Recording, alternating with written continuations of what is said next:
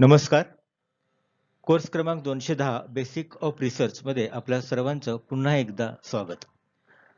विद्यार्थी मित्रहो, महाविद्यालयाच्या YouTube चॅनलवर कोर्स क्रमांक 210 बेसिक ऑफ रिसर्चचा पहिला व्हिडिओ शेअर केलेला आहे. तो तुम्ही सर्वांनी निश्चित पाहिला असेल. आता आज आपल्याला या कोर्समध्ये करावयाचे संशोधन आणि त्या संदर्भातल्या रिसर्च टायटल्स निवडायचे आहेत. पहिल्या व्हिडिओमध्ये आपण ऑनलाईन गुगल फॉर्म वापरून जर का आपल्याला संशोधन करायचं असेल तर संशोधन समस्या कशी असेल याचा विचार केला होता आणि वेगवेगळ्या 15 संशोधन शीर्षकांची यादी त्या पहिल्या व्हिडिओमध्ये आपण पोस्ट केली होती. आज आपण इतर जे गट आपण स्थापन करणार आहोत त्या गटांचा विचार करून संशोधन शीर्षकांची यादी कशी असेल याचा विचार करणार आहे. मी प्राचार्य डॉक्टर भालचंद्र भावे, शिक्षण प्रसारक संस्था, कॉलेज ऑफ एज्युकेशन संगमनेर, आपल्या सर्वांचं मनपूर्वक स्वागत करत आहे. या विषयामध्ये आपण एकूण 5 गट स्थापन करणार आहोत. त्याचं नेमकं विवेचन काय आहे ते या ठिकाणी मी करत आहे. पहिला गट असणार आहे तो अर्थातच गुगल फॉर्मवरील ऑनलाईन गुगल टेस्ट तयार करून केलेले संशोधन, research on Google forms by creating an online Google quiz. पहिल्या व्हिडिओमध्ये आपण या विषयीचं स्पष्टीकरण केलेलं आहे. सध्याचा ऑनलाईन टीचिंग लर्निंग सिच्युएशन मध्ये लॉकडाऊनच्या काळामध्ये आपल्याला जर का संशोधन करायचं असेल तर हा एक चांगला पर्याय या ठिकाणी आहे. दुसरा गट आहे शैक्षणिक संस्थेच्या कार्याचा अभ्यास, case study of the work of the an educational institute. हा देखील विषय संशोधनासाठी तुम्ही ऑनलाईन पद्धतीने करू शकता. तुमच्यापैकी बरेच जण आज शाळांमध्ये कार्यरत आहात. अशा वेळेला तुम्ही ज्या शाळेमध्ये कार्य करत आहात त्या शाळेतील शैक्षणिक संस्थेचा अभ्यास देखील तुम्ही या केस स्टडीच्या माध्यमातून या कोर्समध्ये 210 मध्ये करू शकता. तिसरा गट आहे नैदानिक कसोटीचे विकसन आणि उपचारात्मक अध्यापन करून केलेले संशोधन, development of diagnostic test and research done through remedial teaching. अर्थात याकरिता तुम्हाला प्रत्यक्ष शाळेशी संपर्क साधणं आवश्यक आहे. इंटर्नशिपची जी शाळा असणार आहे त्या शाळेमध्ये विद्यार्थ्यांच्या संदर्भातला हा संशोधनाचा विषय आहे. विद्यार्थ्यांना एखादा विषय कठीण वाटत असेल, एखादा घटक समजत नसेल किंवा त्यामध्ये त्यांच्या चुका होत असेल तर तो विद्यार्थी नेमका कुठे चुकतो हे आपल्याला नैदानिक कसोटीच्या सहाय्याने शोधता येतं आणि त्यांच्या चुका दूर करण्याकरिता आपल्याला उपचारात्मक अध्यापन करावं लागतं आणि त्या उपचारात्मक अध्यापनाची परिणामकारकता या तिसऱ्या गटातील विद्यार्थी या ठिकाणी करणार आहेत. चौथा गट आहे प्रायोगिक पद्धतीने केलेले संशोधन, अर्थात हे देखील एक्सपेरिमेंटल रिसर्च असणार आहे की प्रत्यक्ष शाळेमध्ये जाऊन तुम्हाला एक्सपेरिमेंट या ठिकाणी करावायचं आहे. त्याचं विशिष्ट एक्सप्लेनेशन पुढच्या काही व्हिडिओमध्ये मी करणार आहे. गट क्रमांक 5 विविध उपक्रम राबवणे व त्या उपक्रमाची परिणामकारकता तपासणे. त्यानंतर त्या उपक्रम मुळे विद्यार्थ्यांच्या जाणीव जागृतीत वाढ झाली का नाही हे आपल्याला त्या उपक्रमाच्या परिणामकारकतेमध्ये शोधायचं असतं. अशा पद्धतीने आपण कोर्स क्रमांक 210 बेसिक ऑफ रिसर्च यामध्ये 5 गट करणार आहोत. प्रत्येक गटातील विद्यार्थी या पद्धतीने संशोधन करणार आहे. सगळ्यात महत्त्वाचं आपल्याला 210 मध्ये प्रत्येक विद्यार्थ्याचा संशोधनाचा विषय किंवा त्याची संशोधन समस्या ही वेगवेगळी असणार आहे. एकाच विद्यार्थ्याचं सेम टू सेम कॉपी दुसऱ्या विद्यार्थ्याला या ठिकाणी करता येणार नाही, कारण तुमच्या प्रत्येकाची संशोधन समस्या ही काय असणार आहे, वेगवेगळी असणार आहे. फक्त यातील पहिले 2 गट जे आहेत ते ऑनलाईन पद्धतीने तुम्ही करू शकाल. गट क्रमांक 3, 4, 5 याकरिता मात्र तुम्हाला इंटर्नशिपच्या कालावधीमध्ये तुम्ही प्रत्यक्ष संशोधन हे या ठिकाणी करणं गरजेचं आहे. या प्रत्येक गटाचे विषय कसे असतील याचा विचार इथून पुढच्या स्लाइडमध्ये केलेला आहे. गट क्रमांक 1 गुगल फॉर्मवरील ऑनलाईन गुगल टेस्ट तयार करून केलेले संशोधन, research on Google forms by creating an online Google quiz. याचे उदाहरण एक माध्यमिक स्तरावरील विद्यार्थ्यांमध्ये विज्ञान विषयातील उत्क्रांतीचा सिद्धांत विषयी असलेल्या जाणीव जागृतीचा अभ्यास, awareness study of the theory of evaluation in science among secondary level students.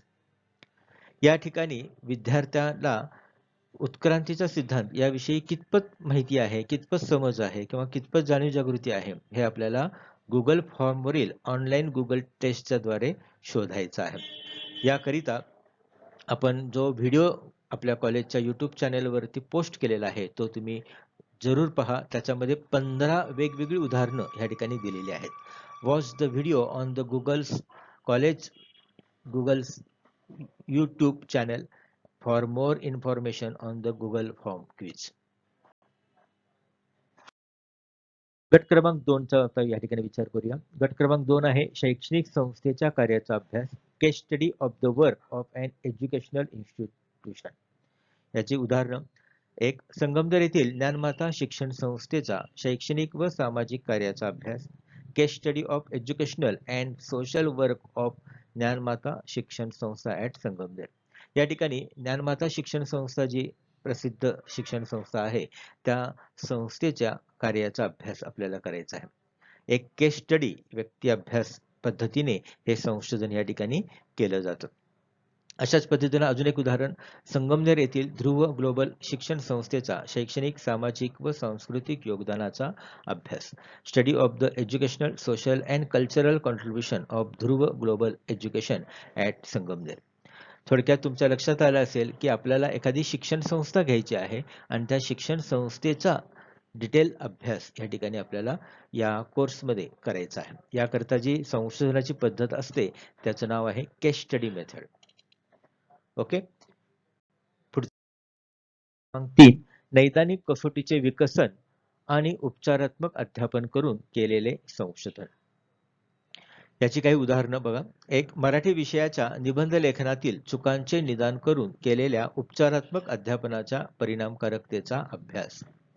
2, Hindi विषयाच्या पत्रलेखनातील चुकांचे निदान करून केलेल्या उपचारात्मक अध्यापनाच्या परिणामकारकतेचा अभ्यास. तिसरं, संस्कृत विषयाच्या संधी लेखनातील चुकांचे निदान करून केलेल्या उपचारात्मक अध्यापनाच्या परिणामकारकतेचा अभ्यास. Number 4, a study of the effectiveness of remedial teaching by diagnosting mistakes in direct and indirect speech written in English. या चारही उदाहरणामध्ये तुमच्या एक लक्षात आलं असेल की विद्यार्थी एखाद्या घटकामध्ये कुठे चुकतो त्याचे निदान करायचंय आणि त्या चुका दूर होण्याकरिता उपचारात्मक अध्यापन करायचंय आणि मग आपण केलेलं उपचारात्मक अध्यापन परिणामकारक झालं का हे तपासायचं आहे. हा देखील विषय संशोधनासाठी अत्यंत उपयोगी आहे. याकरिता प्रायोगिक संशोधन पद्धत ही या ठिकाणी वापरली जाते, परंतु याकरिता तुम्हाला प्रत्यक्ष शाळेतील विद्यार्थ्यांशी संपर्क साधावा लागणार आहे. विद्यार्थी नेमका कुठे चुकतो त्या विषयामध्ये, त्या घटकामध्ये ते नैदानिक कसोटीच्या सहाय्याने शोधायचंय. त्यांच्या चुका तुमच्या लक्षात आल्यानंतर त्या चुका दूर होण्याकरिता रिमिडियल टीचिंग अर्थात उपचारात्मक अध्यापन या ठिकाणी करायचं आहे. हा विषय देखील संशोधनासाठी अत्यंत उपयोगी आहे, परंतु या गटातील विद्यार्थ्यांना प्रत्यक्ष शाळेमध्ये जाऊन हे संशोधनाचं काम या ठिकाणी तुम्हाला करायचं आहे. याकरिता इंटर्नशिपची जी शाळा असणार आहे त्या शाळेमध्ये तुम्ही हे संशोधन करू शकता.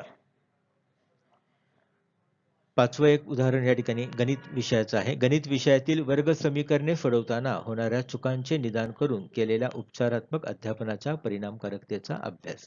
थोडक्यात नैदानिक कसोटीचे विकसन आणि उपचारात्मक अध्यापन हे केवळ भाषा विषयातच उपयोगी आहे असं नाही, तर गणित, इतिहास, भूगोल, विज्ञान या विषयामध्ये देखील उपचारात्मक अध्यापन आणि नैदानिक कसोटीचे विकसन आपल्याला करता येतं. गट क्रमांक 4, प्रायोगिक पद्धतीने केलेले संशोधन, एक्सपेरिमेंटल रिसर्च. याची काही उदाहरणं पहा. इयत्ता 10वीच्या विज्ञान विषयातील अनुवांशिकता व उत्क्रांती या घटकाचे पॉवर पॉइंट प्रेझेंटेशनच्या सहाय्याने केलेल्या अध्यापनाच्या परिणामकारकतेचा अभ्यास. A study of the effectiveness of teaching with the help of a PowerPoint presentation on the genetic and evaluation of science in class 10. या ठिकाणी प्रायोगिक संशोधन पद्धतीचा उपयोग या ठिकाणी करावा लागणार आहे, कारण तुम्हाला इयत्ता 10वीच्या विज्ञान विषयातील अनुवांशिकता आणि उत्क्रांती या घटकाचं अध्यापन करायचंय.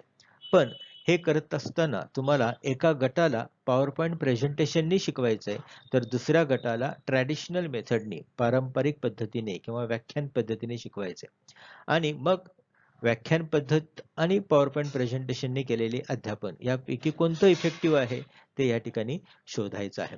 याकरिता देखील तुम्हाला प्रत्यक्ष शाळेमध्ये जाऊन वर्ग अध्यापन हे या ठिकाणी करावं लागणार आहे. दुसरं उदाहरण पाहूया.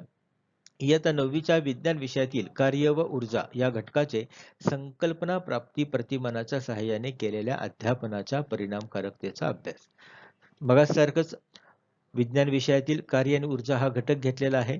या घटकाचे एका गटाला ट्रॅडिशनल मेथडनी शिकवलेलं आहे आणि दुसऱ्या गटाला संकल्पना प्राप्ती प्रतिमानाच्या सहाय्याने शिकवायचं आहे. आता संकल्पना प्राप्ती प्रतिमानाच्या सहाय्याने शिकवलेलं अध्यापन उपयोगी पडतं का व्याख्यान पद्धतीने शिकवलेलं अध्यापन उपयोगी पडतं हे आपल्याला संशोधनाच्या माध्यमातून शोधायचं आहे. तिसरं उदाहरण घेऊया. Effectiveness of activity based teaching of tense in standard 10th English. 10वीचे इंग्रजी विषयातील टेन्स या घटकाचं अध्यापन आपल्याला ऍक्टिव्हिटी बेस्ड टीचिंगच्या सहाय्याने करायचं आहे आणि त्याची इफेक्टिव्हनेस त्याची परिणामकारकता शोधायची आहे. चौथं उदाहरण. Effectiveness of computer assisted teaching and achievement in history. इतिहास विषयामध्ये आपल्याला संगणक सहाय्यक अध्यापन करायचे CAT कम्प्युटर असिस्टेड टीचिंग आणि मग त्याची परिणामकारकता तपासायची आहे. या चारही उदाहरणामध्ये तुमच्या एक गोष्ट लक्षात आली असेल की या ठिकाणी तुम्हाला प्रत्यक्ष शाळेमध्ये वर्गाध्यापन दोन वेगवेगळ्या गटावर करायचे. एका गटावर ट्रॅडिशनल मेथडनी शिकवायचंय आणि दुसऱ्या गटावर पॉवर पॉईंट प्रेझेंटेशन असेल किंवा संकल्पना प्राप्ती प्रतिमान असेल किंवा ऍक्टिव्हिटी बेस्ड टीचिंग असेल किंवा कम्प्युटर असिस्टेड टीचिंग असेल. यापैकी इफेक्टिव्ह टीचिंग कोणतं हे तुम्हाला संशोधनाच्या माध्यमातून स्पष्ट करायचं आहे. 5. विविध उपक्रम राबवणे व त्या उपक्रमाची परिणामकारकता तपासणे. Implementing activities and checking the effectiveness of those activities. याची उदाहरणं पहा. इयत्ता 9वीच्या विद्यार्थ्यांमध्ये जलप्रदूषण कारणे व उपाय याची जाणीव जागृती वाढवण्यासाठी राबवलेल्या उपक्रमाच्या परिणामकारकतेचा अभ्यास. दुसरं उदाहरण. इयत्ता 9वीच्या विद्यार्थ्यांमध्ये ओला व सुका कचरा व्यवस्थापन याची जाणीव जागृती वाढविण्यासाठी राबवलेल्या उपक्रमाच्या परिणामकारकतेचा अभ्यास. या दोन्ही उदाहरणामध्ये आपल्याला विद्यार्थ्यांची जाणीव जागृती वाढवायची आहे. पहिल्या उदाहरणामध्ये जलप्रदूषणाची कारणे आणि उपाय या संदर्भातली जाणीव जागृती वाढवायची आहे आणि दुसऱ्या उदाहरणामध्ये ओला व सुका कचरा व्यवस्थापन याची जाणीव जागृती वाढवायची आहे आणि हे वाढवण्याकरता आपल्याला उपक्रम राबवायचे आहेत.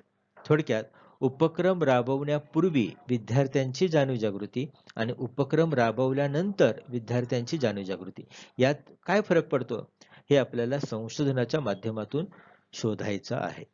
परंतु विद्यार्थ्यांच्या मध्ये असणारी जाणीव जागृती आणि ती जाणीव जागृती वाढवण्याकरिता आपल्याला जे उपक्रम राबवायचे ते प्रत्यक्ष शाळेत जाऊन राबवायचे आहेत. आजच्या ह्या लॉकडाऊनच्या कालावधीमध्ये प्रत्यक्ष वर्ग अध्यापन सुरू झाल्याशिवाय प्रत्यक्ष शाळा सुरू झाल्याशिवाय आपल्याला या गट क्रमांक 5 मधील जे उपक्रम राबवायचे आहेत आणि उपक्रमाची परिणामकारकता तपासायची आहे हे संशोधन करणं शक्य होणार नाही आणि म्हणून जेव्हा शाळा सुरू होतील त्याच वेळेला हे संशोधन तुमचं पूर्ण होऊ शकतं. तिसरं एक उदाहरण घेऊया. इयत्ता 8वीच्या विद्यार्थ्यांमध्ये बँक व पोस्ट व्यवहार यांची जाणीव जागृती वाढवण्यासाठी राबवलेल्या उपक्रमाच्या परिणामकारकतेचा अभ्यास. थोडक्यात विद्यार्थ्यांकरिता जे उपक्रम राबवायचे आहेत त्या उपक्रमाची परिणामकारकता आपल्याला तपासायची असते. अशा पद्धतीने आपण 5 गट या ठिकाणी केलेले आहेत आणि त्या प्रत्येक गटात असलेले संशोधनाचे विषय संशोधन समस्येचे शीर्षक याचा विचार ह्या व्हिडिओमध्ये आपण केलेला आहे. सगळ्यात महत्त्वाची सूचना. गट क्रमांक 1 व 2 मधील संशोधन विषय तुम्ही आजच्या लॉकडाऊन काळात ऑनलाईन पद्धतीने संपर्क साधून करू शकाल, परंतु गट 3 ते 5 मधील संशोधनाचे विषय प्रत्यक्ष शाळेत उपस्थित राहूनच करावे लागतील असे आहेत.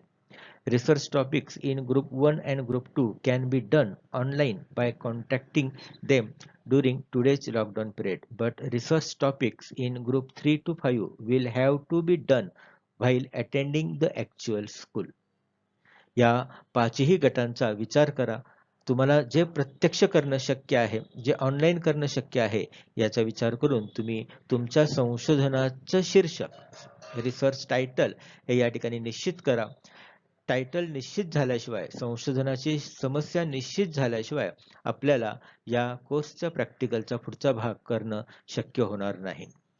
कारण संशोधन समस्या तुम्ही निश्चित केली, रिसर्च टायटल निश्चित केल्यानंतरच तुम्हाला त्या संशोधन समस्येचा आराखडा तयार करावा लागतो. आराखडा पूर्ण झाल्यानंतर मग पुढचं प्रत्यक्ष संशोधनाला सुरुवात होते. संपूर्ण संशोधन पूर्ण झाल्यानंतर मग संशोधन अहवाल हा लिहिला जातो. थोडक्यात संशोधनाची पहिली स्टेप सिलेक्शन ऑफ प्रॉब्लेम हे या ठिकाणी तुम्हाला करायचं आहे.